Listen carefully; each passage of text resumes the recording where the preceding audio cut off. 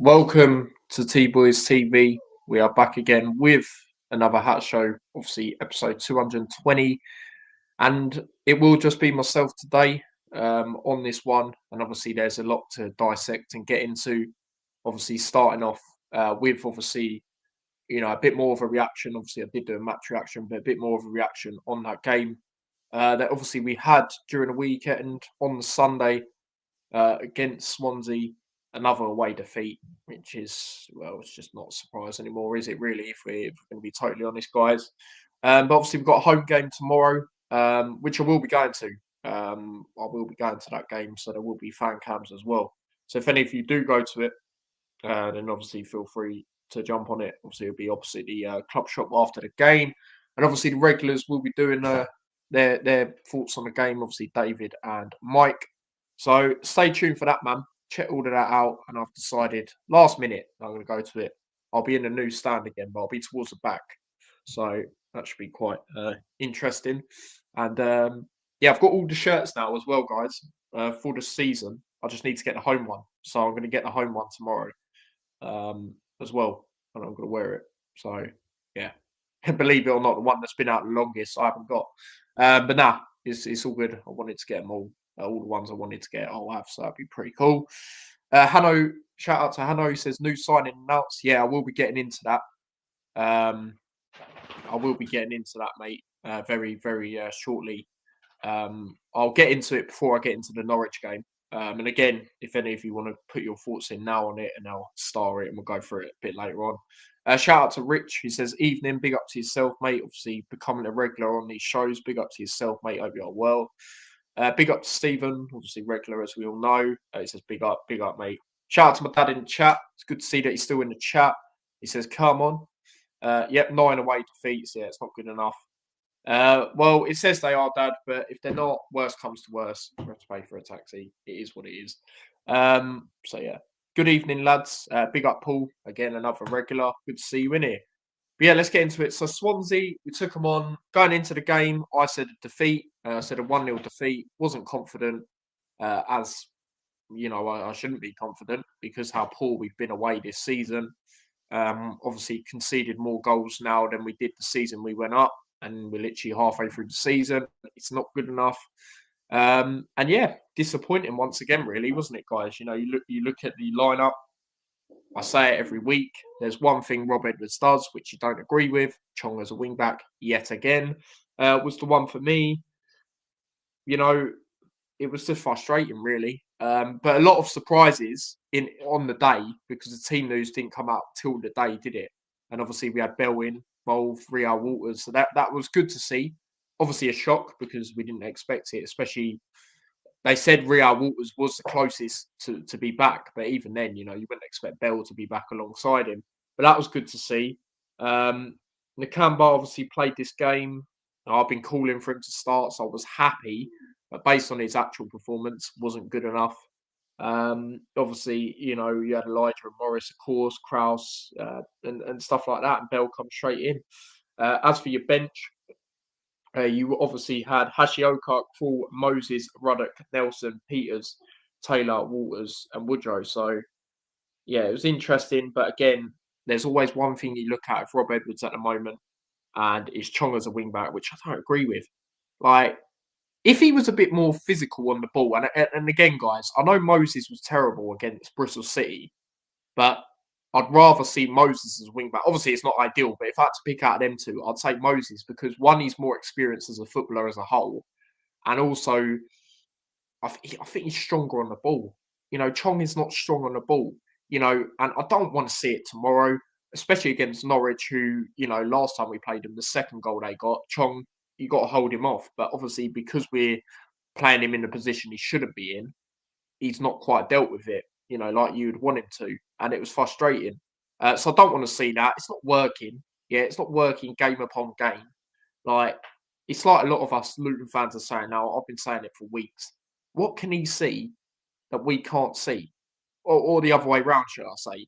You know, what are we seeing that he's not seeing? I don't understand. It's getting crazy now. It really is. But yeah, I was disappointed with the lineup going into it because of that. I was happy to see Nakamba in again. I know his performance weren't great, but away from home, I felt it could work, but obviously it didn't.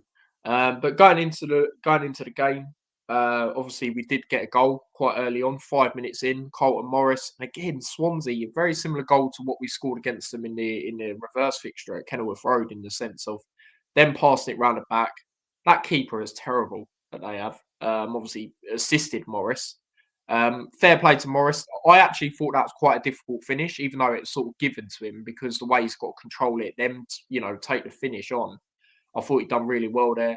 Um, but again, it weren't us doing a moment of quality, was it really, guys? Let's be honest. It was them, doing this stupid error that they didn't learn from. And obviously we capitalised on it. I still didn't think we were going to win the game. I'll be honest, because even with us, we've seen it a few times. We get an early goal and it's still not great. So I'm never really confident. But throughout the first half, I thought we were quite fortunate, if I'm going to be honest. Swansea had some great chances to score again. Kaminsky had a little error. I thought after that, and predominantly throughout the game, he was good. Top three players for me. Obviously, I'll get into my highest rated players and that in a bit. But yeah, I thought in the game, Kaminsky was all right, bar that moment where he dropped it and it sort of their player, hit the post from it. I thought other than that, it's a standard Kaminsky performance, really. There was a moment where, towards the end of the game, when they were 2-1 up, they could have made it 3-1. He saved it. Honestly, guys, like, if we didn't have him, we'd be in the mud, like even more than we are. But yeah, McGuinness, I thought he was really good in the game.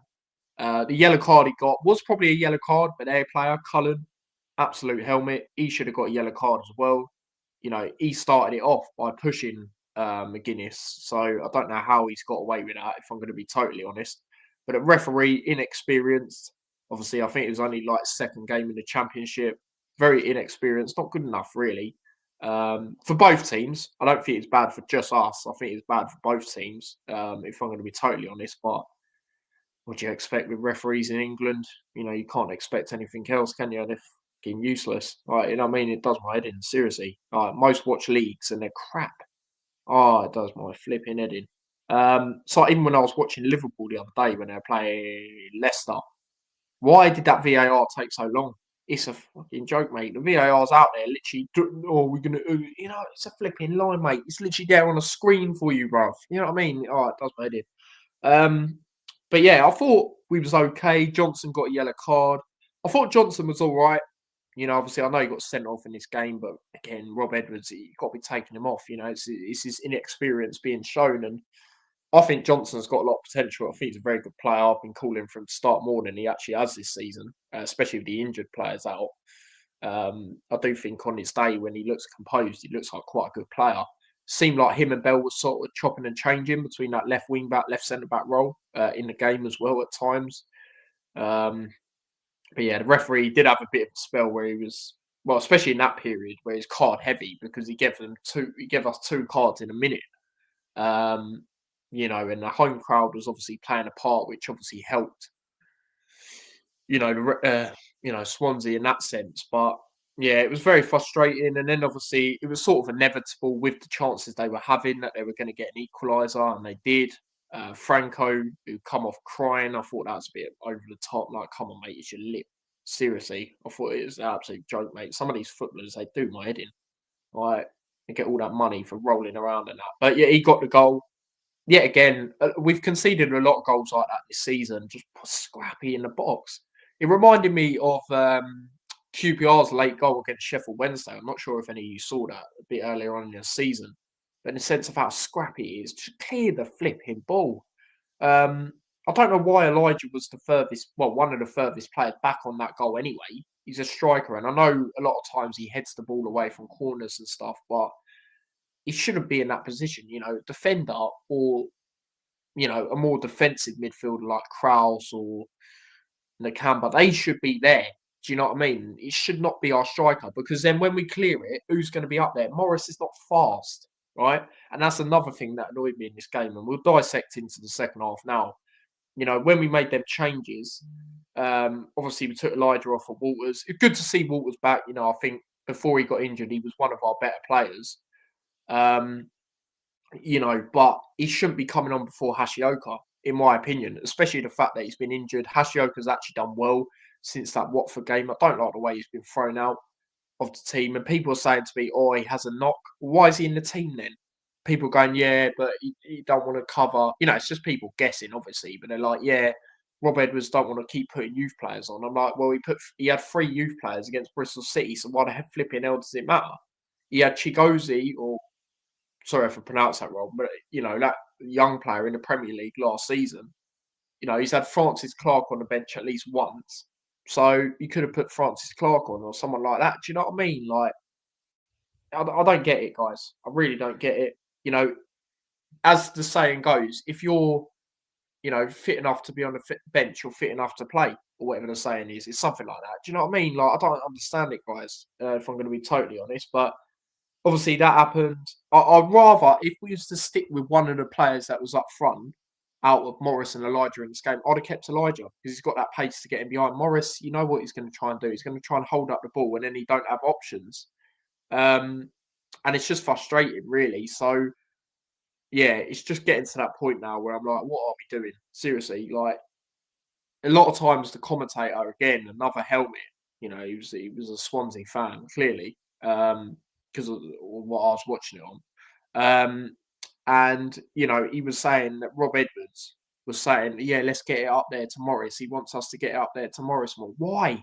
He's just going to hold up the ball. He ain't got pace, does he, to get in behind? If you're going to, take Elijah off, for me, I'd have been bringing on Taylor because that is the type of game that would have suited Joe Taylor because he'd have got in behind and tried to get in behind him and make runs. It doesn't make sense to me.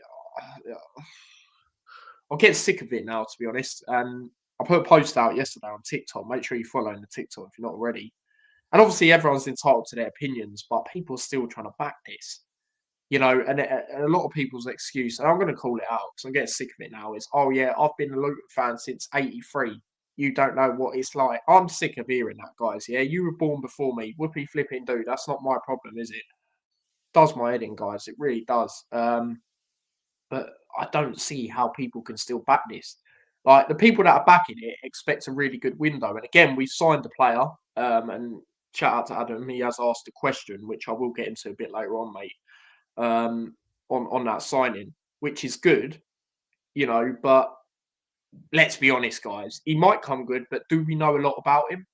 Again, I'll get into my thoughts. He could be a really good player, and he sounds like he's had a really good last couple of seasons, playing regularly for Congo and stuff, but I'll get into that. But, a lot of us don't know who he is. Let's be honest, guys. And again, that can go one or two ways. He can turn out to be really good, or he can turn out to be really crap. And another thing Luton do, which a lot of us seem to forget, not necessarily you guys in the chat, but the fan base as a whole, is when we sign someone, half the time, they rot in the reserves, or in the youth setups, or development squad and things like that. So I wouldn't get on your high horse too much, if I'm going to be honest. Do I think he'll come straight in tomorrow? He might be on the bench, but I don't think he'll start. I definitely don't think he'll start in the game.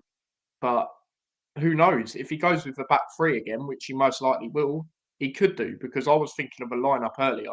I have done one, obviously, but I was thinking of one earlier, and I didn't know what to do if we went with the back 3. But obviously, this was before this signing was announced. So maybe if we play back 3, he could go into that. Obviously, his main position is centre back, and I don't think he can play anywhere else that I'm aware of.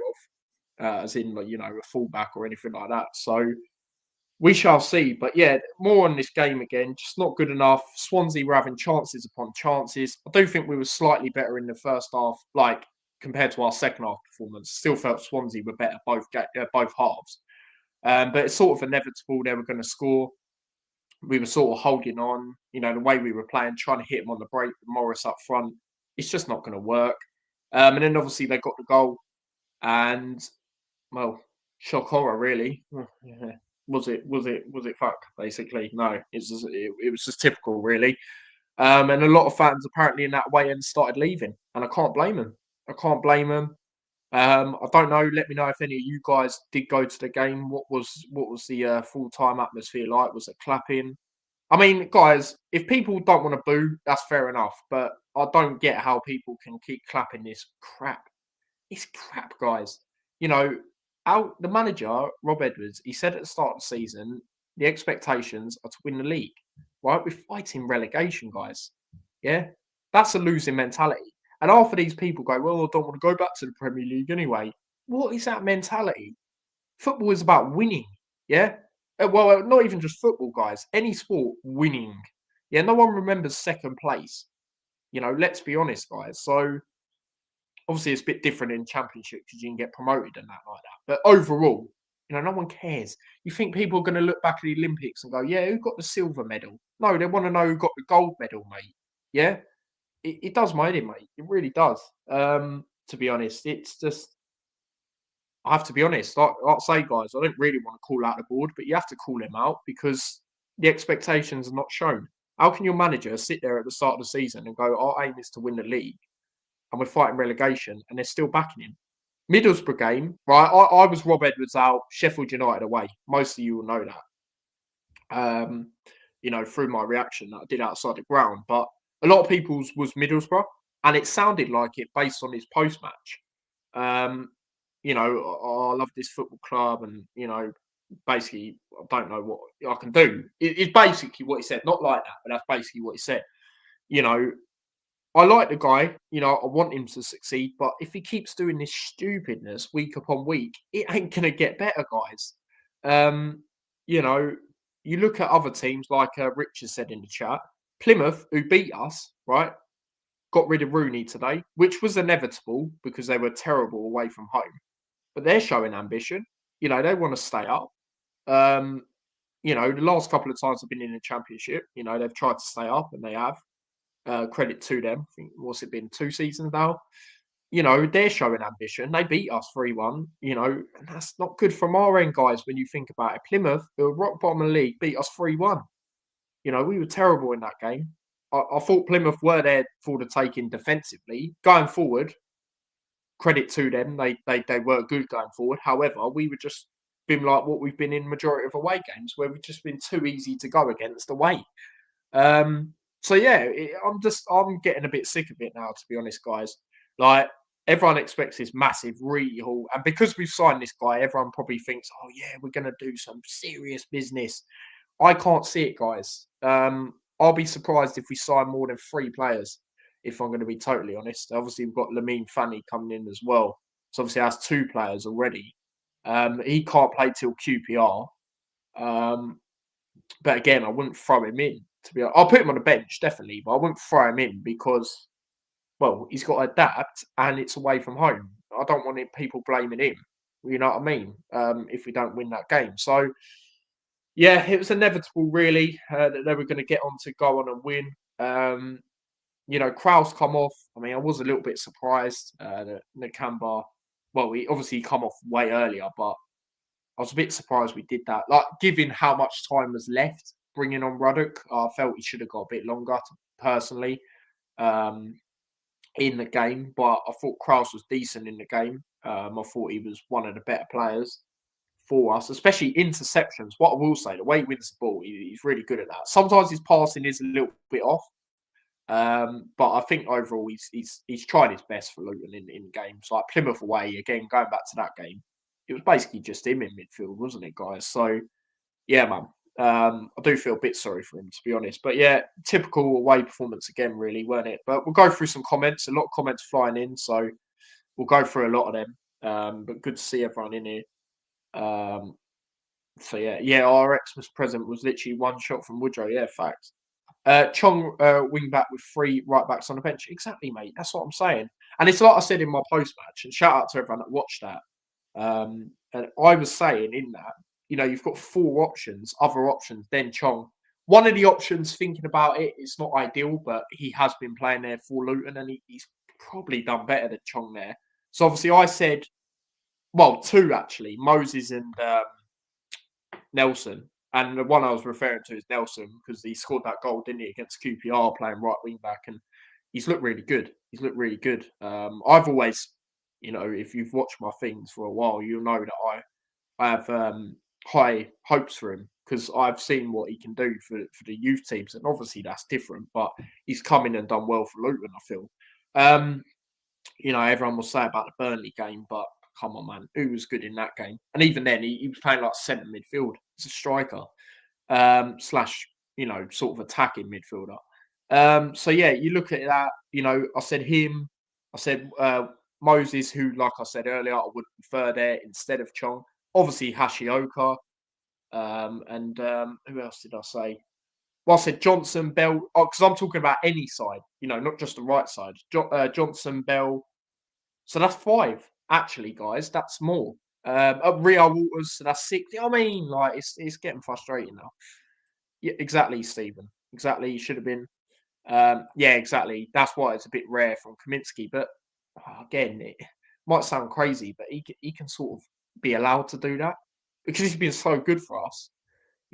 Someone asked me yesterday who's been our best player of the season. I mean, let me know what you guys think. I'd probably say him or Kraus, if I'm going to be honest. But yeah, let me know. Let me know what you guys think. Ref apparently regular in League Two and given a jump. Yeah, I knew he was in a lower league. I didn't know it was League Two specifically, but yeah, he was given the jump. And again, he refereed, I think, 1 game before that in the Championship. But he come in for us, and I knew, these refs, some of them can't rise to the occasion. The home crowd, they've just listened to them and thrive on them. And again, Swansea deserved to win. I'm not saying they didn't, but the cards we got, straight away, 1 minute after another, was a joke. He was just rising to the occasion of what the fans were saying. Yeah, fact. We had 3 chances to clear the ball on a goal. Yeah, exactly. That's what I mean, mate. That's what I mean. It's just frustrating. My dad says he had his teeth rearranged and was crying because he doesn't want to lose his place. Yeah, but even then, I think that's dramatic. I don't want to lose my place. Get in the bin, mate. It's a team sport. Do you know what I mean? It's frustrating, man. Again, Adam, I'll get into that in a bit, like I said. My dad said his bit on it, which obviously we'll get into definitely. Don't think he can play tomorrow.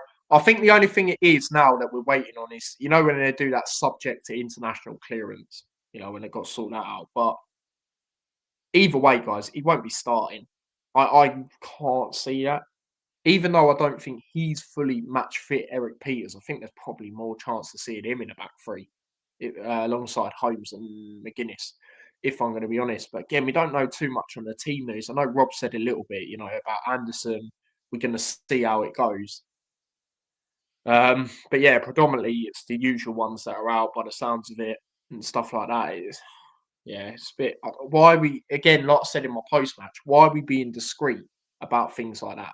Like I said, no one's going to care from an opposition side of things if Amari Bell's. They said, "Oh, Amari Bell's back." Do you know what I mean? No one's going to care. Like, just tell us. It's like every time we do a signing as well. It's like, undisclosed fee. Just tell us. Why are we not telling us for? Do you know what I mean? It is frustrating. It is frustrating a little bit. I mean, let me know if you guys feel the same, but I don't know. It is a bit annoying. Again, like I say, Anderson's touch and go by the sounds of it, and he'll go with a back 3 most likely. He shouldn't. He should go with a back 4, but he will go with a back 3. Let's be honest. I'll hold my hands up and say fair enough if you don't. But I'm just trying to think. I can only think of Holmes and McGuinness. I don't know who else will be there. It will either be Peters or this new signing. Unless he puts Hashioka as a right centre back, which he has done, which is not ideal, and then puts Rio Waters as a right wing back, and then Bell on the left wing back. That's the only other thing I could maybe think of, to be honest. Yeah, exactly that, Stephen. Oh, bro, don't get me started. Seriously, do not get me started, mate. I'm getting sick of it. I'm actually getting sick of it, guys. Like, seriously, like them sort of people, yeah. And you know me, I'll say how it is. Them sort of people, yeah, are the same people that accept rubbish. They accept losing in football. It's crazy. Results matter, and that's the thing, guys. That's the thing, right? If I know we did when we played Millwall away and then beat Sheffield Wednesday away, there was consistency for 2 games. But if we did that for like 3 games but kept playing crap, I wouldn't care because we're getting results. The season we went up, we didn't win heavily, really. Let's be honest. Other than No, I don't think that was the same season. I was about to say the game we beat Coventry, but I don't think that's the same year, 5-0. I think that was the year before, wasn't it? But either way, we didn't blow teams away. We just looked good. Do you know what I mean? Like, that was the difference then. If we were continuously playing crap, but we kept getting results, me personally, I wouldn't care because it's a results business.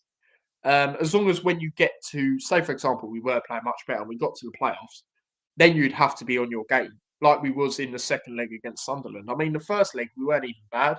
It's just, well, I think they just had great moments, didn't they? Diallo, whether you like him or not, I don't like him, scored a great free kick, so, but we had the last laugh in the end. So that was the thing that matters.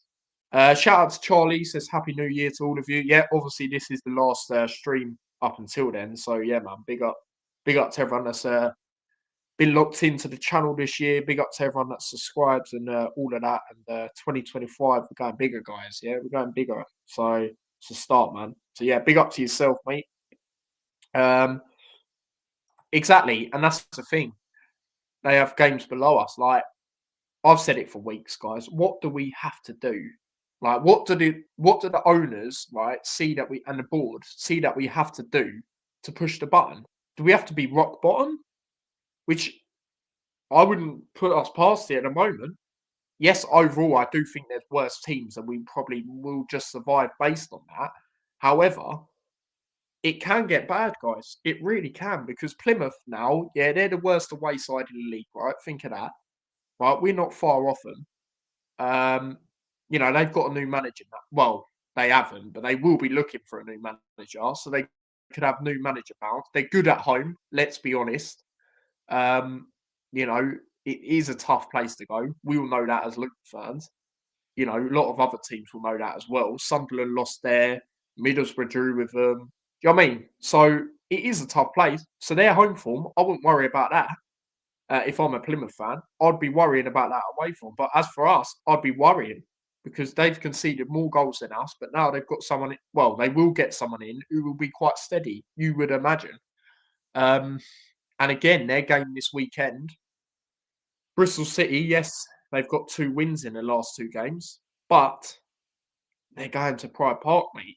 Yeah, so, and they could be overconfident, and I've got a feeling they might be. And Plymouth might have an interim, or they might have a proper manager by then. Who knows? It is only tomorrow, so probably have an interim. However, they could have a sort of bounce. Look at Shawcross for Stoke. I think he's only an interim, isn't he? They beat Sunderland. Yeah, it's right at the end, whatever. But they beat them. Do you know what I mean? A lot of people thought going into that, with how Stoke are very hit and miss, Sunderland would beat them convincingly. I mean, I said 2-0 Sunderland. So, there's things like that. Shout out to Adam. He says, I agree, mate. I've hardly seen any improvement since pre-season. Facts. I was sceptical watching how we were playing in pre-season. Yeah, my dad was the same. We did a few watch-alongs on the channel, and he was the exact same. And again, people say pre-season don't count. I think the more football's gone on over the last couple of years, I think pre-season does count, because it actually gives an indication to how you are going into the season. I can give clear examples. Well, look at us. First of all, Hull City, they had an awful pre-season. Look how they're doing. There's been other teams as well who didn't have a great pre-season, and even teams that had a good pre-season that are still kicking on. Obviously, they're miles better than us. But Liverpool, look at them. They had a sick pre-season. They slapped up Man United. They beat Arsenal. Do you know what I mean? It does give an indication as the years have gone on. I do believe that. A couple of years ago, probably not, but more as it's gone on, it does give an indication. Down to 10 men, 3 subs followed by post-match head deluded. Yeah, yet again, deluded post-match. Well, it's very rare it's deluded to that extent. It's more so just saying the same rubbish. But this game, yeah, it was crazy. I thought we were a better team up until the red card. What? Swansea were all over us, mate. It's crazy. I totally agree, mate. Yeah, it's typical again. And that's the thing. You don't like us as fans, yeah, we don't like to see him say that stuff, because one, it's not true. And second of all, it sort of puts a negative spin on us as fans, because then other opposition fans think, well, they actually think they were good. What are they chatting about? But real ones that saw the game for what it was will tell you that's not good enough. And it wasn't yet again because yes, Swansea are doing well. Like credit to them, they're actually doing quite well this season. I remember that year I said they'd be the dark horse, and they actually were for playoffs. They're doing well, guys. Like, I'll give them their credit there. They sit ninth in the league right now, but obviously the points are very tight. You know, but they're not great still, guys. Let's be honest. The Kenilworth Road game, if they were a better team, i.e., Burnley, Sheffield United, someone like that, Leeds, they would have beat us. You know, so credit to them. They deserve to win, but they're not a great side. Let's be honest, guys. But yeah, Kaminsky 100% been our best player. We would be in relegation without him. Facts. He has saved us countless times. Exactly. And I love Kaminsky as a keeper. I think he's quality. One thing I do say about Kaminsky, though, is I don't like some. There's always one game. I mean, there wasn't up until this game again where he kicks it out from a goal kick, but shot stopping is second to none. His shot stopping is one of the best in the league. Like, there's no question about that. But again, I know top keepers that are, world class. Alisson, Ederson, their distribution is crap. So as long as you're keeping the ball out, which he has, and prevented us from being in relegation zone, like you say, no complaints for me. And again, if he gets a big offer in this January coming up and he goes, I can't blame him. Leicester, I think they need a keeper. They were linked with him in the summer. If he goes there, fair enough. I can't argue with that. It's the Premier League as well. Whether you think they'll stay up or not, I couldn't blame him if someone like that offered him. I really could. I'm just trying to think of a team who have not a great keeper, and theirs is a bit crap. Let's be honest. And they obviously threw Danny Ward out the equation now. So, yeah. One shot on target all game, and it was gift to Morris. Exactly, mate. We haven't done anything ourselves. Based on that as well, we deserve to lose the game. Back five have to scrap. Come on, we all see it. Exactly. It will be Bell, Holmes, Chong. Yeah, probably actually. I'm just trying to think of not having Chong as a wing back, but yeah, you're probably right. There's more chance of that than what I said with Hashioka right centre back. Because then people will be like, oh, he's got a knock. Well, why is he on the bench then? Why is he on the bench for the last 3 games? But yeah, most likely will be that. And again, that would be so stupid if we do that because the Norwich game, again, I don't want to be critical on Chong himself because he shouldn't be playing there. Look at the second goal they scored, guys. That is a schoolboy thing. Yeah, you've just got to hold him off. Yeah, that's a schoolboy error. Yeah, and I weren't great. Obviously, Chong's much better than me, but when I used to play football, I couldn't defend to save my life. And that's probably how he feels now. He's like, why are you not playing me higher? Like, I was a midfielder back in my day. You know what I mean? I wanted to play higher. They played me in played me in defence. And my mate, who was a defender, they played him in midfield. You know what I mean? Crazy. Obviously, that's different. It's kids' football. But still, it's sort of similar in that sense. You know what I'm trying to say? It's crazy. So, yeah, man. Yeah, Wednesday at home. Sorry, did I say Sheffield United? I always get them two. I always say them two wrong. The board are banking on being 3 worse. Yeah, exactly, mate. It really is because these teams, well, I'm going to get up the table again. These teams in and around us, right? Let's say Plymouth, they'll be looking to get someone in so they could have a turnaround. Hold up, show me games. Let me look at teams. Hold up, table. Right, here we go. Portsmouth. Again, at home, they're not terrible. It's just away, they're not great. But again, they have got experience in their team. You look at Richie. He's not really experienced, but he's a goal scorer, Murphy. Obviously, the one that plays for Newcastle's brother. We've obviously got Oxford promoted. They have got decent players. Yeah, they'll probably still go down, but okay, Plymouth might still stay up. I know Portsmouth are above them, but got a new manager now, so that could turn things around. Cardiff, again at home, I don't think they're terrible. I just think away they're just, they beat Watford, and again we love that, but at the same time, I hate to admit it, but Watford have been good at home. I think they were second on home form going into that game. So you never know. They have them weird results sometimes.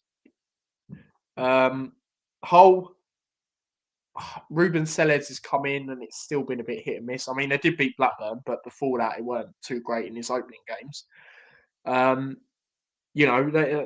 They'll probably find a way. That's what they've done in recent years, bar last year where they just missed out on playoffs. So, Oxford got a new manager, good at home. We've got them at home soon. Away soon, but home for them. I'm not confident going into that game. Again, similar to Plymouth, I wouldn't worry about their home form. If I'm a fan of theirs, it's just their away form. And then it's us. And then obviously there's other teams in the equation, but they're the ones that are below us right now as we're talking, coming up to 7:30, on the 31st. So I wouldn't be so confident, guys, to be honest. And again, I know most of you ain't, but yeah. Sorry, I was thinking of in that Derbies one. Yeah, I was thinking of Derbies, I think. Stoke on the verge of appealing Robins. Yeah, exactly. And people tell me, we can't convince these managers, right? Stoke are hit and miss, right? They're hit and miss, guys. Yeah. And they could be getting in. Crazy, isn't it? Crazy, really. They are a fairly big team. Well, I don't like saying stuff like this usually. I think you're as big as you're playing, if that makes sense. I think that's how you are. But they can attract because they are all right. Do you know what I mean? I know they're hit and miss, but they are still a known team sort of thing. Do you know what I mean? So obviously everyone has a banter. Can you do it on a certain night in Stoke? Do you know what I mean? And stuff like that. But you know what I mean? They can do it. We are better than Stoke. The table right there above us right now. Same points, but they are above us. But we are better, in my opinion. And they're getting Mark Robins. Crazy. But yeah, that is enough said, I think, on the Swansea game when it comes to the game as a whole. Moving on to the player ratings, obviously join along with me. Kaminsky in goal, like I say, he had that little, moment where he dropped the ball, but throughout the game, I thought he was okay. They could have made it 3-1. He saved it. Good save. So Kaminsky, I'll just sit on the fence and go 6.5, really. Charlie's gone with a 6 for Kaminsky, which fair enough. I was going to go with that. I'll go 6.5. I'll go slightly higher for Kaminsky. Moving on to the three centre-backs in this game. Holmes. Again, I thought he was decent in the game. I thought there was okay moments from him. Not a standout game in the sense of I've seen better games of him, but I still thought he was okay. So based on that, I will go with a 6. I know a lot of you gone with a 6. I'll go with a 6 as well. I will agree with you guys there. Charlie 6 for Kaminsky. Stephen 6.5. Adam goes for a 6 as well. Charlie goes for a 6 as well. Yeah, fair enough. Moving on to the next player, McGuinness. If I was to give a man of the match, I don't like to give it when we lose. Well, if we perform and we narrowly lose, then yeah, fair enough. But we were crap majority of the game, so I'm not giving a man of the match. But he would be it. I thought the amount of sliding blocks he done, and I'll be honest, like I said in my match reaction, if he didn't play for Cardiff previously, he probably wouldn't have been that good against Swansea. But obviously, you sort of up for it because it's a team you were at recently. It's rivals. You just are. You just naturally are. And yeah, man, I thought he was the best player for us in the game, to be honest. So yeah, for me, based on that, I will go with a 7.5 for McGuinness. I thought, like I say, he was our best player, in my personal opinion, in this game. Let me know what you guys think. But yeah, it's all interesting. Paul's gone with a 6 for Holmes. Fair enough. Yeah, fair enough. 6.5 or 7 for McGuinness, says Charlie. 7.5 as well. So yeah, Maka, 7. Fair enough. And then moving on to Johnson. Again, I don't think he's bad in the game. Obviously, it's disappointing as us as fans because it's another red card. But his actual performance, I thought he was all right. I think he had one shaky moment, where I think he might have lost the ball or something, but he's still got a lot to learn, guys. Like I say, he's 18. He should have been managed better in the sense of he should have come off because he got a yellow card in the first half. Do you know what I mean? So you sort of got to manage that, really. You know, he's obviously got a lot of potential, England youth player. So I'm not going to be too harsh on him, if I'm going to be honest. I will, but he did get red cards. So I think I'll just go for an average 6, really, for him. I don't want to be too harsh on him because he should have been managed in the sense of coming off earlier. So I won't be too harsh on him. Could be higher if he didn't get sent off 5. Yeah, that's fair enough. That's fair enough. I know what you mean. Lucky not to be sent off. I mean, yeah, he did have that moment. I mean, this yellow card, the first yellow card he got, it was a yellow card. I was just more frustrated with the sense of Cullen didn't get a yellow card as well because, if you look back at it, he actually started it. He pushed him, which obviously made McGuinness get frustrated and knock the ball out of his hands. You know what I mean? It's just a bit annoying. Johnson 5, he will young, but he will learn. Yeah, exactly. Paul's gone with a 6 as well. He agrees with me. Moving on to the next player, we'll go over to Chong as a wing back. I don't want to see it. It's just frustrating, but we're probably going to keep seeing it. Got a new hairstyle. Didn't make a difference, if we're going to be honest. I mean, there was spells where he was better. I just want to see him in that cam, guys, running at players, utilising his best strength, which is running at players and, trying to take them on, really. Tried it a few times as a wing back, but overall not great in the game. So 6, because again, he shouldn't be playing there. Do you know what I mean? Similar to Johnson, I don't want to be too harsh, really, but yeah, 6. I don't want to see it tomorrow, but we probably will. I just have fears of that when we played Norwich away, that second goal. I mean, if I'm being honest, he actually started the game okay against Norwich. There was a few decent tackles from him, but that mistake, man, that's schoolboy error, really. Chong 3.5 or 4, fair enough, Charlie, mate. Paul's gone 5.5. I was gonna go with that, to be honest. 4.5, but not his fault at all. Why is he playing there? Exactly, Adam. Exactly, mate. Chong is not a defender for their second. He was marking 6 foot. Yeah, no, I agree. He shouldn't be there. End of story, but he will keep being there. Moving on to the next player, we'll go over to Bell. Good to see him back. I like Bell. I think, a lot of people are quite critical of his performance online. I don't think it was terrible. I don't think it was anything to, light up the trees in that sense. But I thought he was all right. I'll just go with an average 6.5 for Bell. I thought he was okay. He had a few good, nice moments. Like I say, it seemed like he was chopping and changing with Johnson as the game went on at times. And, I have to give Bell a bit of credit because I remember when he come back, not the last time, I think the time before that, and he was very shaky.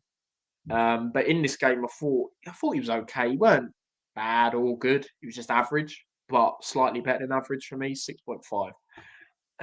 Paul's gone with a 6 for Bell. 5.5 says Adam. Good to see Jackie in the chat. She says, I only listen to the radio, so can't score. Yeah, that's fair enough. It's a bit hard to judge, really. I totally understand that. Bell 6, good to see him back. Just waiting to see him go down, back injured after getting rushed back. Yeah, and that's the problem. And that's the thing that's frustrating with him. Not with him, but with Luton's management of Bell. The last 2 times he got injured, he played back-to-back games for Jamaica. The last international break, he was playing in America. So it's not like he's flipping down the road. Then he's come back, played a full 90 minutes for Luton. On top of a full 90 minutes for Jamaica twice. What are we doing? Why are we not managing him properly? I like Bell. I always have. Some people are critical of him, but I think he comes in, he tries his hardest, whether he plays left wing back or left centre back. Me personally, I prefer him as a left wing back. It's very rare we see it. I mean, obviously, we're chopping and changing the other day, but predominantly throughout a game, it's rare we see him play there. It's more left centre back. I mean, I did have my doubts when he first started playing there because he had a few errors in left centre back. But as the game's gone on, that he has played, I think he's been a bit better there. But yeah, we need to manage him better. We need to manage loads of players better. How can you tell me Hashioka's got a knock, but he's on the bench? Manage him better then. Put youngster on there. You had 3 youngsters against Bristol City. You had Nelson, Johnson. All right, Nelson and Johnson are sort of different because they've been in the team a lot more regularly. But even so, you had them two, and you had Phillips. You know what I mean? And he looked quite good when he come on, to be fair to him. Francis Clark was on the bench, I'm sure, at one point in the Premier League last season. You know, what I have seen of him, he's pretty good. He's not a wing back, but he's a centre back. You know, I don't know who else there is. I don't watch a development team like that or the youth team, but I know there's players there that do have a very good capability of going far, basically. So, yeah. Moving on to the next player, we will go over to Nakamba. Worst player on the pitch for us. Shocking. I'll be honest. I've been calling for him to start, but everything he done was just awful in this game, in my opinion, guys. His passing was terrible. I think there was one time he passed it to Clark, put Clark under pressure, and I think Swansea nearly scored from it. His pass, it was just terrible, guys. It was like, what? Nakamba's good at tackling usually, but this game, oh my God. Just sloppy, stupid tackles. Like, I don't even think, you can't even say he's not match fit because before he started playing for us again, whether that's coming on or starting, he was playing for, you know, his international team, you know, full 90 minutes as well. So, I don't know, guys, man. I don't know. I think he needs a loan move out. I don't think we should get rid of him because I think on his day, you know, when he's covering in front of the defence, he's really good. But in this game, I thought he was terrible. I thought he was the worst player. And I was really disappointed, the player of his standards. So, do you know what? I'm actually going to go over 4. I was not happy with him at all, to be quite honest with you. Nakamba 3 says Charlie. Yeah, fair enough. Stupid emails.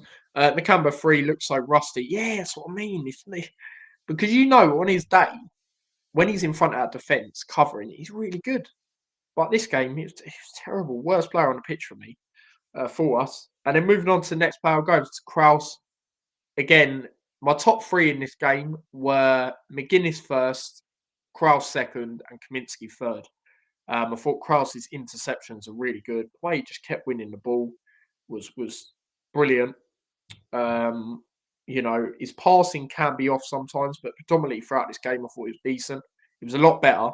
Like compared to his last game in Swansea, actually, his interceptions were good in that game, but his passing was terrible. I remember once he passed it to Hashioka, and he was sort of moaning at Hashioka. I was like, well, it's not even a good pass, mate. But predominantly in this game, he was good. You know, you can't blame him, you know, for the time wasting. It was the 4th official weren't ready to write down his notes for the substitution. You know, that's not our problem. But yeah, I thought he was decent in the game, to be fair to him. So based on that, I will go obviously slightly higher than Kaminsky. So 7 for Kraus. Thought he was decent in the game. Paul's gone 2.6 for Nakamba. Yeah, it was terrible, mate. Kraus 7. Yeah, same as me. And Kraus 6.5 says Adam. Moving on to the last midfielder. Obviously, he was playing a bit higher up. Jordan Clark. Thought he was decent in the game. Again, similar to Bell, it wasn't anything good or anything bad. You know, I didn't like that time the ball got played to him by Nakamba and it put him under pressure. I didn't like that. So for me, I don't think Clark was terrible. I'll just go with 6.5 for Clark. Kraus, yeah, he got stuck in passes. Just more care. Yeah, exactly. But decent 7. Marvellous, not so much 4. Yep, same as me there. Clark 6. Yeah, fair enough. And then moving on to the 2 strikers. We'll start off with Elijah. Again, had a few moments where he's trying to run at players. Again, we're trying to play these long balls to the strikers and it's not working. Elijah was frustrated when we kept doing it against Bristol City. So I don't know why we keep consistent with it. Because when we play the ball on the ground, we do look like a good football team, to be fair. Yeah, we haven't got the technicality all around the pitch when it comes to the type of players we have, but we do look good in spells when we do it, but it's very rare we do it. And we just try this long ball, and it sort of reminds me towards the end of Nathan Jones's time where we kept playing the long balls. And I remember being at a lot of them home games and fans were booing because it's just becoming a joke. Sort of reminded me of that in that scenario. Um, but yeah, Elijah, I'll just go over 6 really. I'm just going to go over an average. I mean, it's difficult for him to get into the game sometimes, and obviously he's got that relentless pressing, but yeah, it was difficult for him at times. Eli 6, yeah, a lot of 6s. Stephen's got the same. Trying to run back at fullbacks didn't come off with great effect. Yeah, exactly. And then a 5 from Adam. And then moving on to the last player that started was obviously Morris. Did get a goal. I mean, fair play to him being in the right place at the right time. But we shouldn't have kept him on, but that's not his decision. I just think because if you're going to take Elijah off and then have one up front, it shouldn't be Morris because the way we were trying to play, we were holding on to the lead and trying to hit him on the break. Morris has got no pace. I don't get why we do that. So for me, Morris, he did get the goal, so I'll go 6.5 for Morris in this game. Morris 5.5, says Charlie. Fair enough. And again, similar to the Elijah thing, it's sort of difficult for them to get into the game because, we're doing long ball FC. So it is a little bit frustrating, if I'm going to be honest. 6 as well. Adam says 5.5. Fair enough. I mean, can't really blame you lot. Same time, moving on to the subs. Obviously, 3 subs out of the 5 that can be made. Nelson coming on. I think I'd just give him a 6. Few times he tried to look all right. But yeah, difficult really when the way we were playing it. Yeah, it was just difficult for him. So I'll just go over average 6. Walters, a few decent moments to be fair, a few good drives from him going forward. But again, Hashioka should be coming on before because I don't know how he can come back and just come straight ahead of Hashioka. Hashioka's been all right since the Watford game. So, again, that's not on Walters. It's the manager's decision to bring him on. So I thought Walters was slightly better. He was the better substitution for me. So I'll go with a 6.5.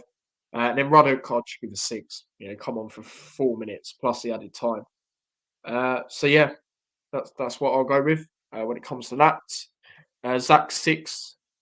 Morris gifted goal, not his own doing. So I mean, I will give him credit for like I said earlier, the control he did and the finish because that is, when the ball gets fizzed at you like that, it is quite difficult to control it how he did. So I'll give him credit in that sense. But yeah, overall, yeah. Not much of his own doing throughout the game, yeah. Walters 5, Nelson 6, Walters 7.5, Pelly 5. Nelson, not really any impact. Yeah, it's difficult for him. Pelly 4.5 or 5. Says Charlie. Subs all 6, says Paul. Fair enough. Walters running great ball control, not so much. 5.5. So yeah, guys, that is the player ratings for the Swansea game. So the best player for me was McGuinness. Top 3 were McGuinness, Kraus, and Kaminsky. For me, as for the points, that has actually put me at that level on 13 all, basically. Because obviously, he said a 2-1 win, so fair play, he got it right. I said 1-0 to Swansea, so obviously I've got a point because I've got the outcome. So we're level. We're actually level, so that's going to be interesting to see how that goes throughout the season. And he has put his prediction in for the Norwich game. So obviously I'll get into that when we get into that part of the, of the stream. So yeah, that's everything on the Swansea game that I want to talk about. Overall, another disappointing away performance. 9 defeats in a row. Away defeats anyway. Not good enough, guys. Not good enough, especially when you compare it to our last time in the Championship. Aims to win the league, guys, but we lost 9 away games on the bounce. It's just an absolute joke, if we're going to be totally honest. So, not much else to really say when it comes to that. But yeah, moving on, we are going to talk about the signing. So, Christ has obviously come in. Akioso, I think, obviously, as the weeks go on, I'll get used to it. But, when you sign a new player and it's difficult to say the surname. One of them. He plays for DR Congo when it comes to nationality. Obviously, he is a centre-back, 20 years old.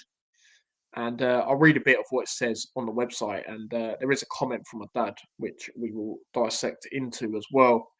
But it says the 20-year-old who's already won 3 caps for Congo arrives at Kenilworth Road for an undisclosed fee from Belgium's second division outfit, RWD Molenbeek, maybe. Spent a year in Belgium, having joined his previous club from French side in January last year. I'm not even going to try and pronounce the name. He joined the French side in 2023, having been scouted in the Congo, making his debut in France's second tier in 2022 to 23. So basically, guys, he's basically had the Belgian version of what we had last year as a team going to the Premier League. He's basically experienced top league in Belgium. So obviously we got Hashioka from Belgium as well. But yeah, his performance led to him being called up by his country for the first time in November 2023. And he has since gone on to be a regular in their squad. His last cap came in an African Cup of Nations qualifier against South Africa. So Agent Ruddock, is he part of this? But again, you know, if he's getting called up for the team regularly, obviously we look at DR Congo anyway. Well, some of us during the international break, see if Ruddock's in and stuff. If he's not, then we don't look here. But gives us another reason to look. So yeah. But this is what Rob Edwards has said on it, and like my dad said in the comments earlier, it's quite interesting. So he says, Christ is a really young and athletic defender, has caught the eye of the recruitment team. That's the interesting part. And we all think he's got a big future ahead of him. We'll need some patience as he continues his development, but he's an exciting young player that fits into the way we want to play going forward. And I'll be honest, guys, by the sounds of that, you know, that sounds like he better not be on the development team for the, you know, first couple of times he's at Luton. Obviously, he might not be in the lineup tomorrow because it is a bit of a quick turnaround in the sense of making sure the deal's 100% done, in the sense that it's subject to international clearance and stuff. But you know, as the weeks go on, I want to see him involved. You know, whether that's coming on from the bench and stuff like that. Again, I haven't seen anything to say I know that he's really good or anything like that. However, defence is an issue we've been we're having, really, isn't it, the whole season? So yeah, let's see what happens. But yeah, and then Christ has said, I'm really excited to be joining Luton. I've seen so many positive stories about the club and the amazing fans. Can't wait to meet my new teammates and get working with them and the coaches. Everyone has made me feel welcome. I'm looking forward to being at Kenilworth Road for the first time. He won't be starting, guys, because it says here for the first time to watch us tomorrow. So it will not be well, I don't think he'll be starting anyway. He won't be in the lineup. Excuse me. Based on that, unless Rob Edwards has told him to say that, because he likes to be discreet about stuff like this sometimes, but very much doubt it, if I'm going to be honest. But yeah, that's interesting. So yeah, new signing. I mean, let me know what you guys think. Again, most of us, let's be honest, we haven't seen him, so we can't judge him as a player. But you're happy that brought someone in this quickly, a defender, stuff like that. I mean, we were linked with him a couple of Fridays ago. Majority of people didn't sound too convinced, but we'll see. We'll see. You know, we'll give him a chance to see what he's like, really, before I'm going to fully judge, really. It could come good. It could come one or two ways. It could come good or it could come bad. It all depends really on how he's played as well. Because obviously, when Hashioka come in the first couple of games, he weren't playing where you'd want him to play. You know, so hopefully it's not a similar thing with him as well. So yeah, Adam says I've seen some YouTube highlights of him and he looks decent, being able to carry the ball out of defence. Decent at winning the ball back, which is exactly what we need. And again, we've got a few players that are good at carrying the ball out of the defence. I do think Burke's quite good at that, but again, he's very unreliable. Injury prone quite a lot. Who else? I think Mengi can do it to a certain extent, you know, but it would be good to have another one in that sense. But decent at winning the ball back, well, we hope so, really. Hopefully, when the ball's not scrambled in the box, we can clear it and he can help with that and stuff like that. So we'll see. We'll see what happens. But yeah, moving on to the final part of this stream, and that is obviously the game tomorrow Against Norwich, I mean, how are you lot feeling going into this game? Are you feeling confident? I don't know, it's a weird one, isn't it? Because we're at home. We are better at home, even though we don't play great at home, bar the Watford game and the Sunderland game. I thought the performance was good. We were just robbed. But yeah, other than that, it ain't great at home. There's been spells, but throughout the whole 90 minutes, it's not been good. But how are you lot feeling? I mean, as for me, I think in the last game, and I think to myself, well, yeah, Norwich scored 4 goals, but I don't actually think they were great. I just think we were so poor at making individual errors. And, you know, people go that game, oh, you can't really blame Rob Edwards. It was individual mistakes. No, he can be a part of that to blame because he put players like Chong as a wing back. So he can be part to blame for me in that game. And Norwich are good. You know, obviously, got playoffs last year. And they have got good players, obviously Jack Stacey, who loves an assist against us, by the way. I was watching where we played Bournemouth and beat them 3-2. He got an assist in that game. Pretty sure he got one in the 4-2 game. He played really well anyway. So he got a standing ovation, like he deserves from us at the end, the away support. But yeah, I don't know. I also think of, and again, we were in a much better sort of time, but I also think of when we beat them, 2-1, when Woodrow scored that winner. I think that was on Boxing Day, wasn't it? If I remember rightly. And yeah, I don't know, man. I don't know. We are on paper, we are good at home. Whether the performances are there or not, we do win at home. So I don't know. I've got a bit of a weird feeling about this game.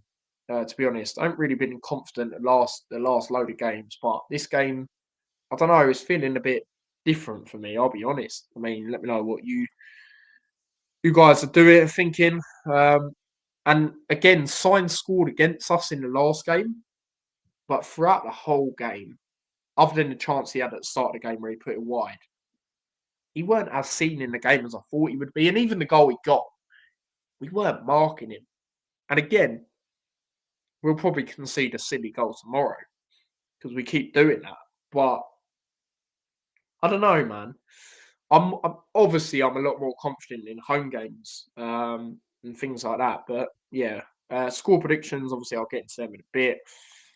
Defeat. Brian Sainz is going to torch us. You reckon this time he'll be on it? Fair enough. Jackie says I'm not confident as you would expect. But yeah, it's interesting. But yeah, I mean, I don't know. Let's go for a bit of insight and stuff. Obviously, Norwich sit exactly mid-table on 30 points. If they did win, their goal difference is okay. They could actually jump up to around about 9th, depending on what the other teams do. As for us, obviously, we sit 19th, 25 points. If we got a draw, depending on what Stoke did, we could go above them. But if we won, we could actually jump up to around about 16th, depending on what the other teams do. Again, it's so tight in the Championship and things like that. And even then, guys, it's not good enough still. Right, let's be honest. We are actually the favourites. Again, a lot of that goes down to the home form. And to be honest, guys, Norwich ain't been great away. And again, I know we haven't, but we're playing at home in this game. For a team that's mid-table, they haven't. I believe they haven't won any of their last 5 away. They haven't got a result. They haven't got a win in any of them. I think they've got a few draws. I'm just going to have a double check of that now. Yeah, they've lost. So this is their last 5. They lost to Sheffield Wednesday in that game. Why's it gone? There we go. Lost to Sheffield Wednesday. Drew with West Brom 2-2, which ain't bad result. They lost 3-0 to QPR. They drew 0-0 with Portsmouth, and then they lost to Sunderland in their last away game. So they haven't actually won any of their last games away, any of their last 5 anyway. As for us on home form, we now sit 10th, and we're actually unbeaten in our last 5. You wouldn't think it, but we actually are. We beat Cardiff, obviously. Bit of a fluky win, but we got a win. Beat Hull, again, quite fortunate that Hull were not a better side. We'd have probably at least drew that game. Obviously, drew to Swansea. Could have lost that again if Swansea was slightly better. It would beat us. But then that home form obviously helped them. They did beat us. Beat Stoke, which was a good comeback. Again, I think there were spells in that game we looked good, but throughout the whole 90 minutes we weren't. And then obviously beat Derby, good turnaround, but again, we were poor in that game throughout the game, if we're going to be honest. So, yeah, man, that's what I've got to say. So take that into account. Will that play a factor? I mean, could do. But none of the last 18 league games between Luton and Norwich have ended as a draw. 9 wins apiece, with the Canaries aiming to do a league double for the first time since 2006 to 7. It's a very long time since they have done that against us as well. Norwich have lost their last 2 league visits to Luton, losing 3-1 at Kenilworth Road in 2020-21 season and 2-1 2022-23 game I mentioned.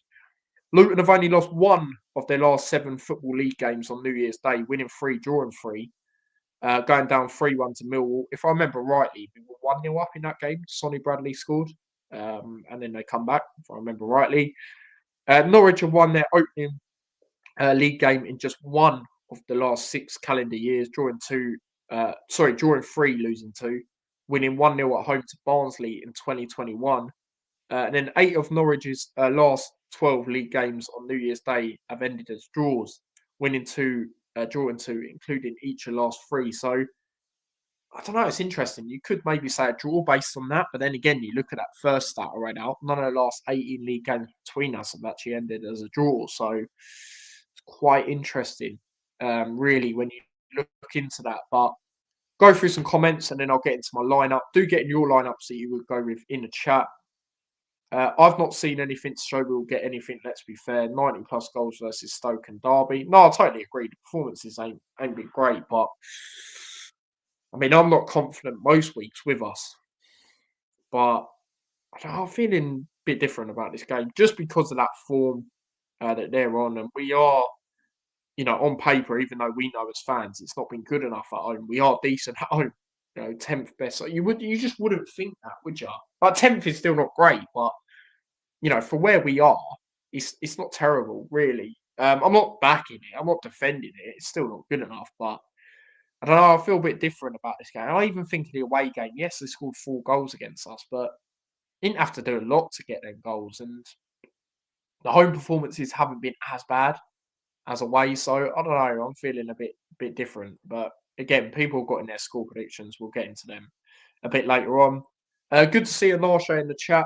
Obviously, been on the channel a few times, as you lot would know. He says, "You're all right, Tyler. I'd like to wish you a happy new year." Yep, same to you as well, mate. And hopefully we can link up sometime soon. Yeah, absolutely, man. Absolutely, definitely, mate. Good to see you in it as well. But yeah, moving on to lineups. Obviously, it's just me today. My dad's obviously not on, so getting to my lineup now that I would go with in this game. So yeah, you won't be able to see me even if I go like that. So, very rarely be able to see me. So I'll just do it like this. Kaminsky in goal, goes without saying. I've actually gone with a back 4. Will we do a back 4? Probably not, but I struggle to think what the back 3 will be. Probably what Rich said earlier. But I don't want to see Chong as a wing back. So, this is my opinion. Obviously, it probably will be him as a wing back, but this is what I'd go with. Bell left back, Holmes and McGuinness as the centre backs. I would go Hashioka on the right. It's probably more chance of Rio Walters as that sort of right wing back. That we most likely will go with, but I want to see Hashioka. I wouldn't mind seeing Walters, but I just feel Hashioka shouldn't be thrown out like he is and has been. I've actually gone 3 in midfield. With a cam ahead. I've gone with Kraus. I've got Moses as a right winger. Right midfielder. Obviously, he can play there. And then I've gone Ruddock. I've gone Ruddock in this game. I don't want to see Nakamba in this game. It's more so away games, but even then, based on his performance the other day, I don't really want to see him anytime soon. Respectfully, starting anyway. And then ahead of them, I've gone Clark as a cam. Again, a lot of that, like I've been saying in recent weeks, that comes down to the set pieces. I wouldn't mind Chong ahead of him in that position. But I've gone with Clark. And then the 2 up front, I've got Morris and Elijah again. What will probably happen, guys, what will be the most likely outcome, is he puts 5 at the back the three up front, Brown, Morris, and Elijah, because we're at home. But I don't want to see it, guys. And like I say, I struggle to think who the three will be. I don't want Chong as a wing back. It's probably going to happen. So yeah, that's me really on this when it comes to that. So that's my lineup going into this game that I would love to see. Not going to happen, but I'd love to see it. We're definitely going back for we will, mate. We will most likely. If we don't, hold my hands up. I can't see it. It's that time, guys. Score predictions. Obviously, a lot of you put yours in the chat. Like I say, throughout the season, I've not been confident, with us. Like I say, throughout the season, I've not been confident with us because we haven't been good enough. 2 good performances the whole season, Watford and Sunderland throughout the whole 90 minutes. But at home, on paper, as much as we know as fans, it hasn't been convincing. We have got results. Norwich haven't won any of their last 5 away from home. So I am feeling a bit more confident in this game. And I even look at the game where they beat us 4-2. A lot of individual mistakes from us. I don't think they, blew us apart as much as they scored 4 goals. We still scored 2 goals in that game. So I'm not going to say there's many goals, but I'm actually going to back us to get a win, which I haven't done a lot in recent weeks, as we know. I'm actually going to say a 2-1 Luton win in this game. I think we could do it, man. I actually do think we could beat them. Like I say, that record, even as a whole, when they come to Luton, it's not great. So there usually tends to be a winner as well. In the last 18, there hasn't been a draw. So I'm going to back us 2-1, actually. But yeah, let's go through your predictions. 2-2 for me tomorrow. Yeah, again, I could see that as much as I say about the draw thing. There is a moment eventually stuff like that happens. It could very well be. Flipping quite windy out there, to be honest. But yeah, 2-2, fair enough. Jackie says, I'm going for a 2-1 though. Obviously, goal scorers as well. I will do mine. She's gone with Jordan Clark and McGuinness. Fair enough. 4-1 loss. Morris will get a goal. But what I will say, guys, when we do eventually lose at home, it will get really bad then. Because away from home, it doesn't look like it's going to change anytime soon, guys. Like, we've got QPR away. There's a bit of history now with them, but, they are doing all right at home. Let's be honest. Much better at home than away, even though not actually that bad away. You wouldn't think that where they are, but they're above us. But you know what I mean? Like, they're not how they started the season anyway. But yeah, as soon as we lose at home, mate, it's going down. And then we got Oxford away, which I'm not confident in, guys. They're decent at home. So yeah, man, they're the next 2 away games, I'm pretty sure. So yeah, 3-0 loss, sadly. To lose 3-0 and not even get a goal, that'd be shocking. That'd be shocking. But fair enough. Paul's gone 2-1 as well, same as me. Morris and Clark to score. Fair enough. Let's hope we are right. Yeah, do you know what? I'm actually going to agree with you, Paul, this weekend on the goal scorers as well, actually. I'm going to go Morris and Clark. I was going to go Morris and McGuinness, but I'm going to go Morris and Clark in this game. Obviously, last time we played them at home, Woodrow obviously scored a winner. He'll probably come on in the game. Can't see him scoring a winner this time. Might get another assist like he did against... Well, he didn't actually get an assist, but his deliveries might play a part if Clark's off. Maybe later on in the game, because that's just how our performances have been at home, especially the last 2 against Stoke and Derby at home. So we shall see. But yeah, going back to what Jackie says, let's hope we are right. Yeah, absolutely, man. But yeah, I'm going to wrap it up here. So big up to everyone. Kraus and Morris for me. Fair enough. Yeah, obviously, it was Elijah and Brown were the last goal scorers, weren't they, at their ground?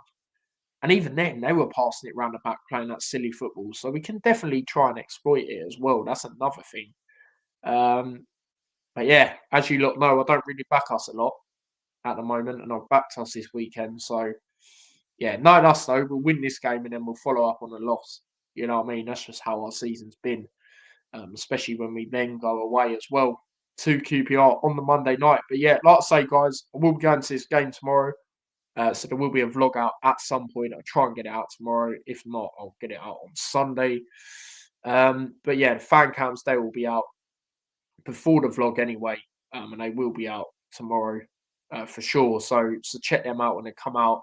And if you are going to the game, if you do want to have your thoughts on the game, I will be opposite the club shop doing them fan cams. So yeah, man, do come over and have your say.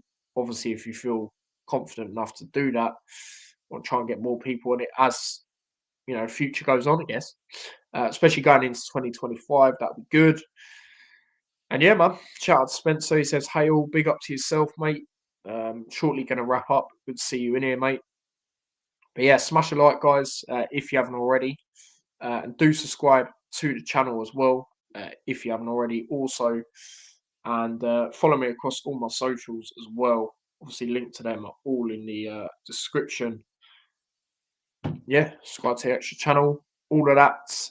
And yeah, obviously, like Jackie says here, and like other comments said, Happy New Year to you and all. Yeah, likewise to you guys. Thank you for all watching the channel and tuning in and stuff.